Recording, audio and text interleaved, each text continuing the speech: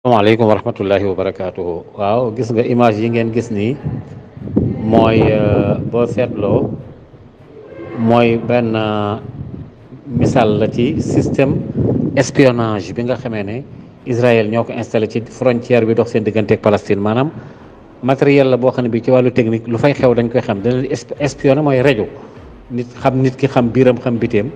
léegi nii dañ koo toj, waa Hezbollah ñoo ko bombardé ci seen missile yi mu toj. waaw dañ ko détruire daal, maanaam waa Hezbollah nag ñoo ko def. image bii ngeen gis nii dañ ko installé woon ci frontière diggante Palestine ak Israël simplement pour maanaam ay renseignement di espionné wu, waaye nag waa Hezbollah mbëkk nañ ko.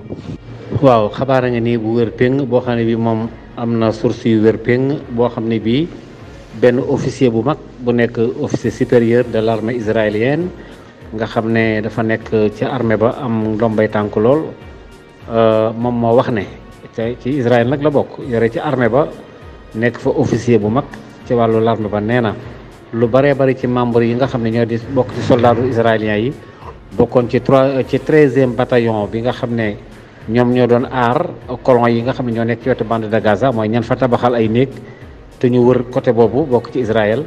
mu ne soldats yu ci bëree bëri ñi nga xam ne dañ faa nekkoon bokk ci 13e bataillon bi ñu ci bëree bëri faat nañu leen, waa Hamas rey na leen, ñenn ñi dañoo disparaître, kenn gisatu leen. loolu nag xabaar bi ki ko wax c'est un officier supérieur de l'armée israélienne loolu la wax. waaw source bi wóor na, bind nañ ko ci français ak yépp.